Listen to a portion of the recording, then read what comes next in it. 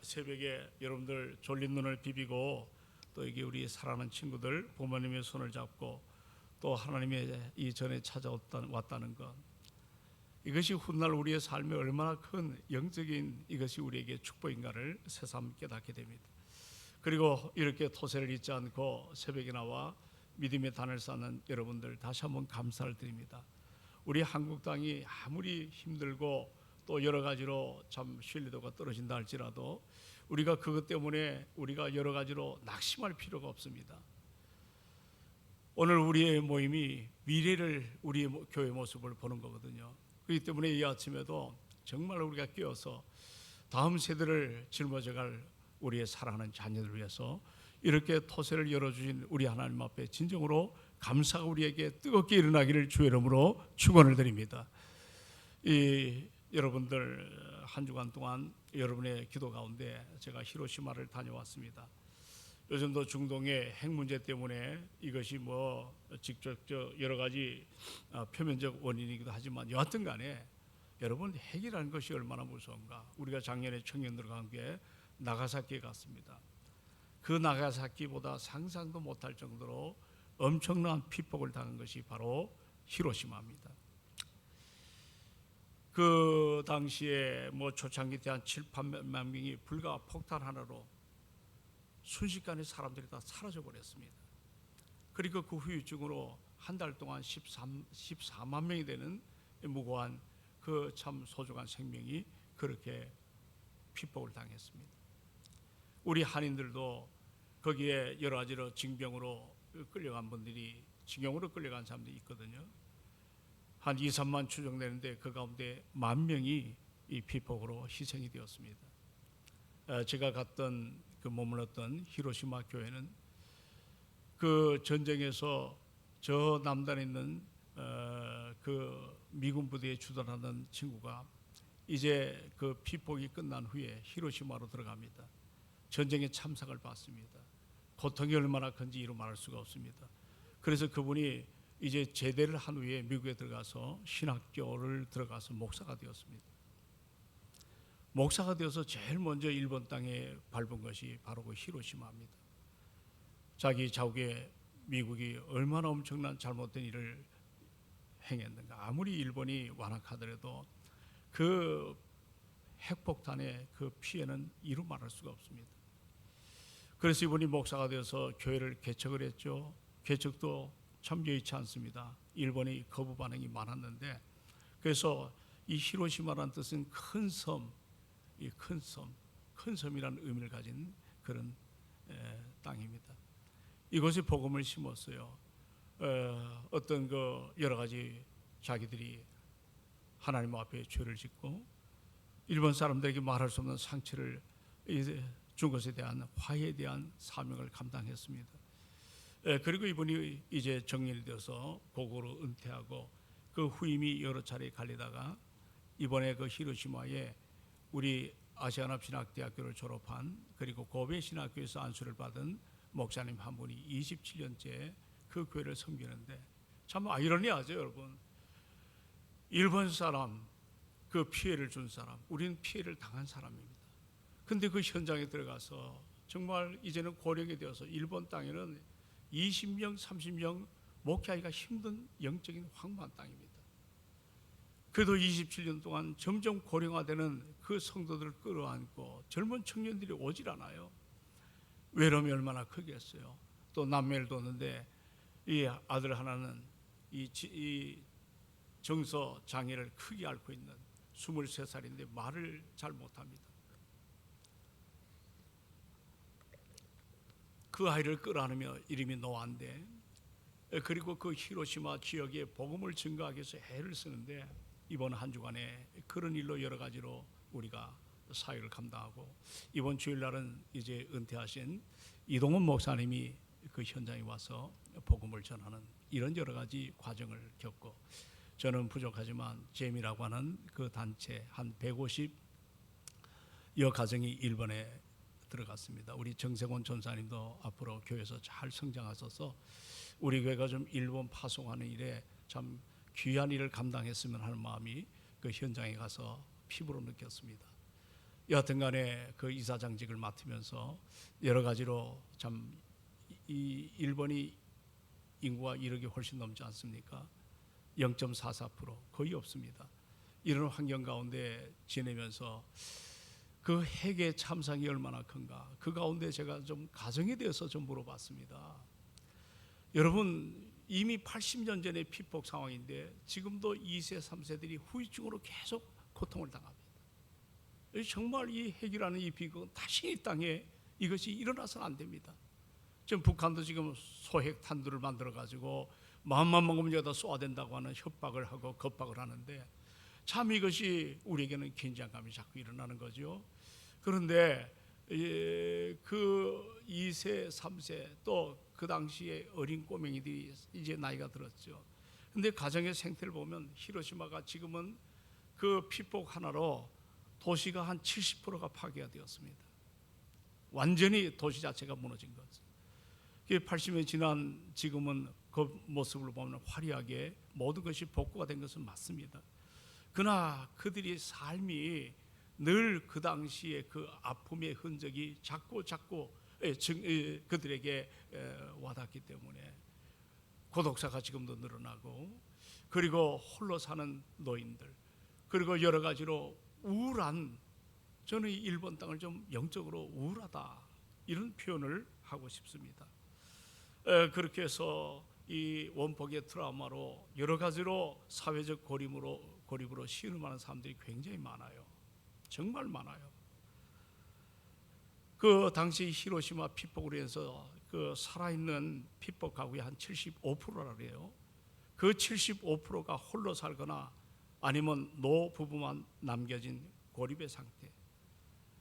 그래서 히로시마가 큰 섬인데 어떻게 보면 침묵의 섬처럼 그렇게 사람들이 살아갑니다.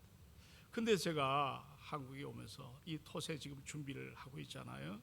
일본 땅에서도 좀 이렇게 말씀을 준비하고 교인들을 위해서 기도해줘요. 그 가운데 비단 오늘 일본 땅에 이 가정의 무너짐이죠. 이것이 일본만의 문제가 아닌 것 같습니다. 오늘도 우리 곁에 수많은 가정이 풍요를 주장하고 또 우리가 여러 가지 삶의 질이 과거와는 상상도 못할 만큼 나아진 것도 사실입니다. 그러나 좀 더 깊이 파면 우리 안에 영적인 여러 가지 결핍이 얼마나 많은지, 이 가정의 위기라는 것은 사실 이루 말할 수가 없습니다. 우리 교회 출신인 여인성 목사님이 이제 교회를 개척하면서 굉장히 어렵게 합니다. 그래서 이제 사회복지사를 감당하는데 뭘 맡느냐, 구청에서 고독사를 지금 다루고 있다 합니다. 그 동네에 노인들이 가족도 모르는 채 혼자 방에서 죽는 고독사가 4명이 발생을 했다고 합니다. 그 조그만 구에서만, 동대문 거죠. 참 이런 모습을 이야기 들어볼 때 오늘 우리 가정이 얼마나 소중한가. 그럼에도 불구하고 우리 가정이 어떻게 보면 이 침묵 속에 그저 함께 울타리 안에 살아가지만, 하우스는 있지만 홈이 없어요. 어떤 하나의 가족 단위의 구성으로 살아가지만 가족의 내용에 정말 우리가 함께 마음을 열고 그리고 함께 울어주고 함께 힘든 모습을 이야기하는 그런 가정이 아닌 단절되고 여러 가지 힘든 가정이 얼마나 많은지, 오늘 이 문제를 접근하면서 본문을 우리가 이 시간에 함께 다루고 함께 기도하는 시간을 가지려고 합니다. 오늘 여러분 본문은 날쌘을 보신 분들은 잘 알 거예요. 15장에 참 들어와 보니까 심각하잖아요.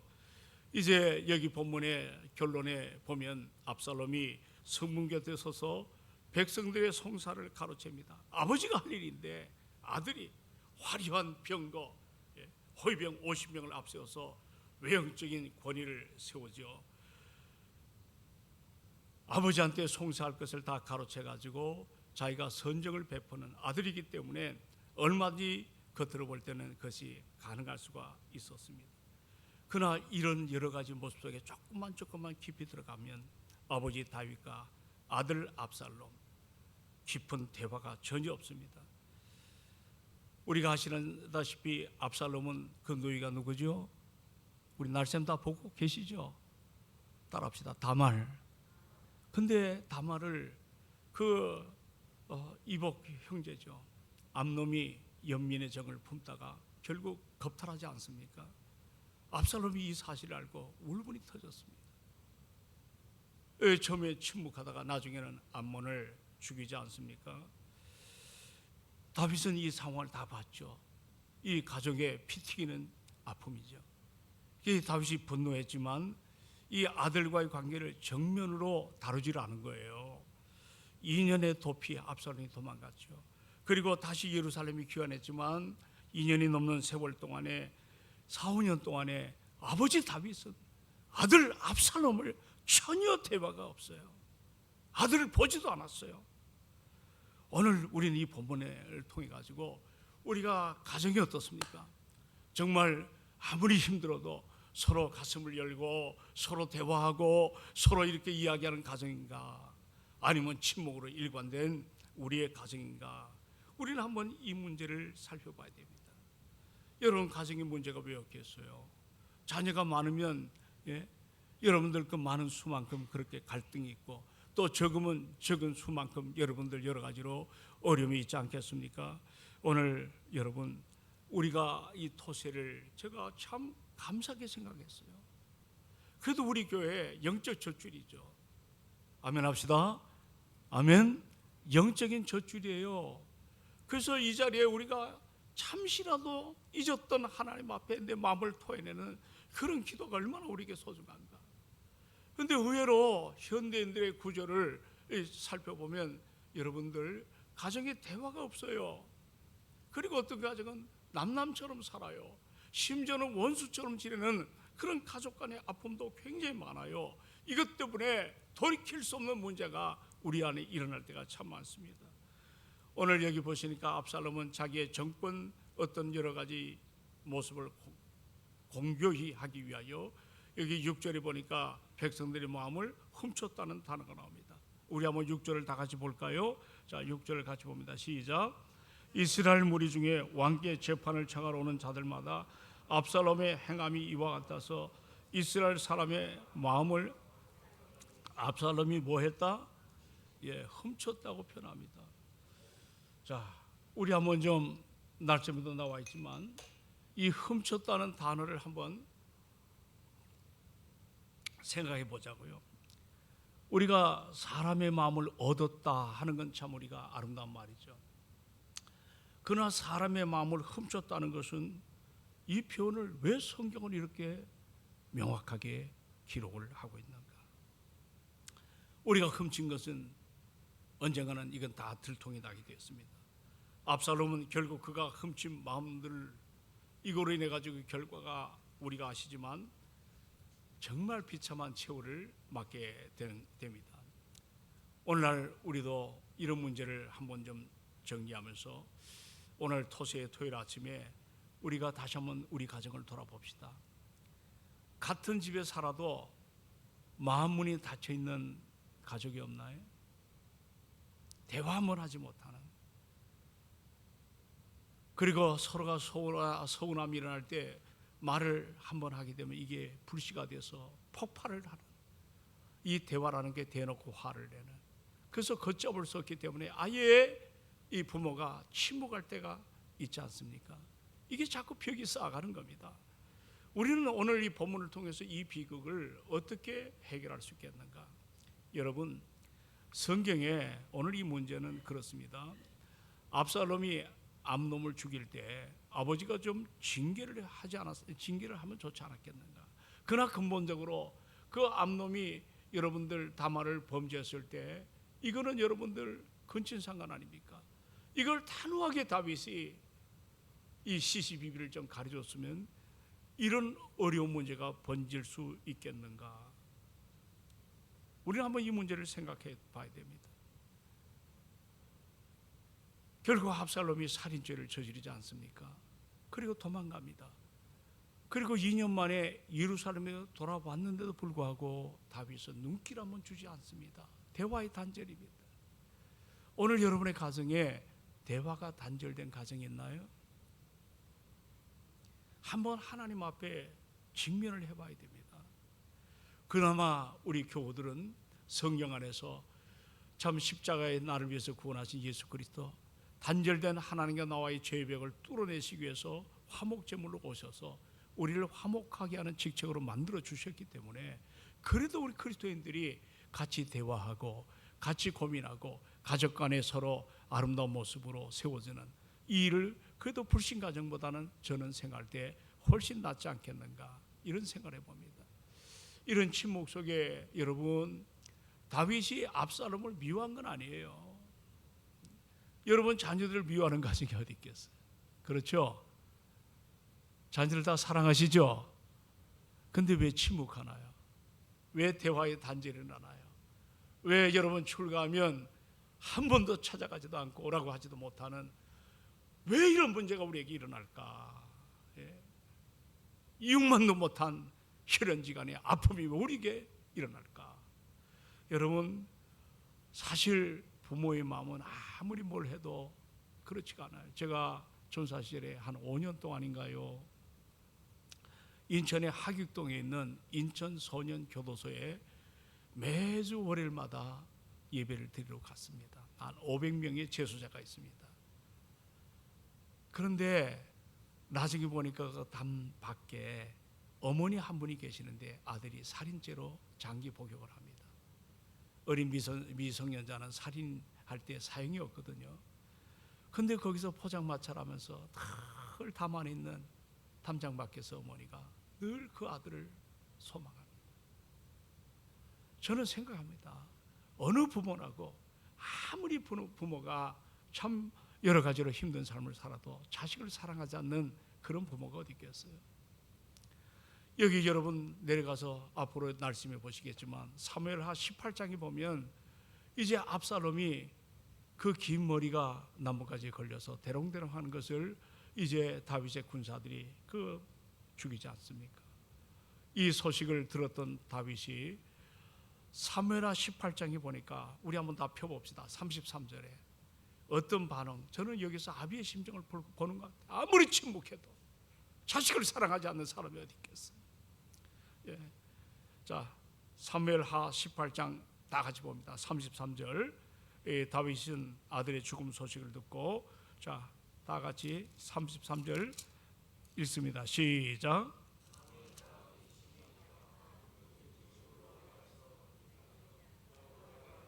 말하기를 내 아들 압살롬아, 내 아들 압살롬아, 차라리 내가 너를 대신하여 죽었다면 압살롬 내 아들아 하였더라.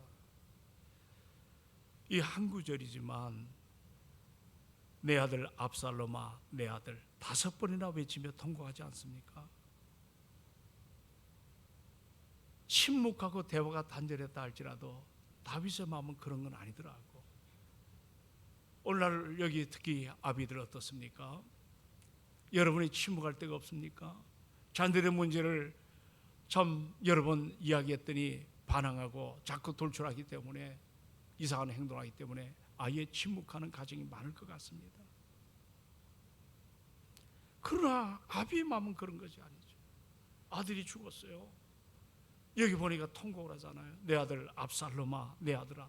5번이나 그렇게 통증을 앓고 통곡합니다. 이건 사랑의 고백이죠. 여러분, 우리 자녀가 완벽하다 완벽하기 때문이 아니라 내 자녀이기 때문에 우리가 사랑하지 않나요? 그렇죠? 우리의 자녀이기 때문에 사랑하는 거예요. 갈등의 회복은 다른 게 아닙니다. 부모가 먼저 자신의 권위를 내려놓고 자녀를 용납하는 예수 그리스도의 그 심장을 좀 갖는, 이것이 참 우리에게 필요합니다. 그래서 먼저 손을 내미는 용기가 필요해요. 자, 우리 한번 따라합시다. 먼저 손 내미는 용기가 필요하다. 아멘 합시다. 먼저 손을 내미는 용기가 필요해요. 이 다윗과 압살롬의 갈등은 죽음이라는 극단적인 종국을 맞게 됩니다. 다윗은 아들이 살아있을 때 전하지 못한 사랑을 이제 죽은 시신을 끌어안고 통곡하며 우는 거예요. 내가 너를 대신하여 죽었다면, 여러분 아무리 얘기를 해봐야 무슨 소용이 있겠어. 이건 단발마 때늦은 비명에 불과하잖아요. 그러므로 저는 오늘 이 본문을 정리하면서 그런 생각합니다. 한번 따라합시다. 골든타임을 놓치지 말자. 자, 뭐를 놓치지 말자? 만약에 다시 오지 않는 이런 문제가 일어나면 어떡하겠어요? 우리 인생이 골든타임이 있어요. 자녀와의 그 골든타임을 좀 놓치지 않았으면 좋겠어요. 회복에는 반드시 시기가 있습니다. 자녀가 부모의 곁을 떠날 때 마음의 문이 완전히 굳어버리기 전에 먼저 손을 내밀어야 돼요. 미안하다, 사랑한다, 내가 부족했다. 이게 우리가 부모가 그런 심정이 일어나야 됩니다. 미안하다, 사랑한다, 내가 부족하다. 이거는 부모의 권위를 떨어뜨린 말이 아니에요. 이거는 무너진 가정을 다시 세우는 기초석입니다. 그런데 여기에는 사랑하는 여러분, 내 감정과 정서적인 여러 가지 환경을 따라 우리는 얼마든지 변할 수가 있어요. 그런데 여기서 우리가 놓치지 말할 것은 주님이 나를 구원하기 위해서 치러진 희생의 대가가 어떤가? 우리는 그걸 좀 놓칠 때가 참 많아요. 그저 예배당에 오면 문득문득 생각이 나지만 우리 삶의 현장에는 십자가가 조금 더 우리 삶에 적용이 안 돼요. 그러니까 내 감정, 내 상식 모든 것들을 얘기하죠. 그러나 그때 조금 더 그때는 침묵을 필요하죠. 저도 3남매를 키우면서 둘째한테 한때 무릎을 꿇은 적이 있어요. 아빠가 목사라서 너무 강박관념이 시달릴 때가 많았다. 너를 잘해주지 못하고 너에게 손찌검을 했다. 눈물이 어떻게 그렇게 많이 나던지 저는 지금도 잊을 수가 없습니다.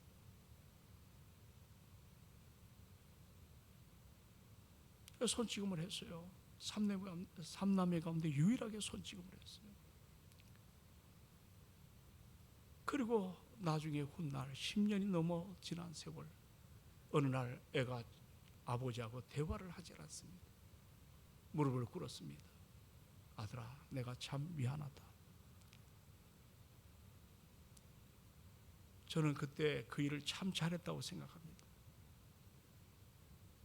우리 다 갈등이 왜 없겠어요? 그러나 갈등이 증폭이 돼서 압살롬처럼 이렇게 인생을 종칠 때 아버지가 내 아들 절규하면 무슨 소용이 있겠습니까? 오늘 반드시 가정의 위기는, 이 갈등은 극복을 해야 될 줄로 믿습니다. 바로 그것은 여러분 자신하지 마세요. 우리 자녀는 이 정도면 천만에요. 우리가 이 땅에 남은 사명을 갖고 여러분들 자녀를 우선순위로 두고 하나님 다음으로 여러분의 자녀를 위해서 기도해야 될 줄로 믿습니다. 아멘 합시다. 정말 중요합니다. 그놈들 이제 지들 알아서 지들이 살겠죠. 천만에요. 신앙이 이탈되는 아이들이 얼마나 많습니까? 부모는 교회 중직인데 자녀는 예수 안 믿습니다. 믿어도 그냥 나가버리고 신앙생활 하지 않습니다. 형식만 그저 종교인이 됩니다. 이게 얼마나 한탄스러운 일입니까? 그래서 우리는 이 갈등을 넘어서서 회복이 일어나도록, 그것이 십자가의 사랑입니다. 나를 있는 모습 그대로 받아주신 그 그리스도의 사랑, 오늘 우리가 그 사랑을 붙잡고 이제 내 우리 안에 있는 우리의 자녀들을 믿음으로 양육하는 훈련이 일어나기를 주의 이름으로 축원을 드립니다. 이것이 우리에게 필요한 거예요. 교회가 여기에 투자를 많이 해야 돼요. 여기에 대해서 뭐 투자라고 해서 꼭 물질적인 투자만이 아니에요. 우리 사랑하는 장로님들이 늘 기도할 때마다 다음 세대 자녀를 위해서 기도합니다. 참 좋습니다. 우리 여기 권사님들 기도할 때마다 그런 기도가 얼마나 필요한지 몰라요. 예? 며칠 전에 3월 13일 날 우리 영현이라는 형제, 박신영 권사님 아들이죠. 이주기 벌써 세상을 떠난 지 2~2태가 됐습니다. 집에 제가 신방을 가려고 연락을 했더니 목사님 안 오셔도 됩니다. 근데 참 부모가 그렇지 않습니까? 가슴에 사랑하는 자식을 묻고 살아가는 그 아픔. 나는 부탁합니다. 우리의 자녀들이 잘 되기를 주의 이름으로 축원합니다. 오늘 다윗처럼 정말 위대한 왕이었지만 가정은 실패자입니다. 여러분, 아무리 내 이름 석자가 세상 앞에 명성이 많아도 뭐합니까? 이번에 이동훈 목사님이 아들이 둘이 있었습니다. 참 훌륭한 아들입니다. 그 아들은 영국에 가서 목회를 하는데 이번에 자세히 들었습니다. 박사 논문을 쓰는데 엄청 스트레스를 받았어요. 지도교수한테. 결국 부인은 그냥 이혼하고 가버렸습니다. 이분은 정신착란증이 생겼습니다. 둘째는 아주 실력 있는 친구인데 변호사지요. 암이 걸렸습니다. 세상을 떠났습니다. 아버지 이동훈 목사, 여러분 모르는 사람 어디 있겠어요?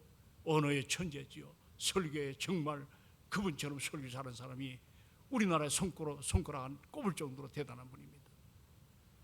두 아들이 그렇게 돼버렸어요.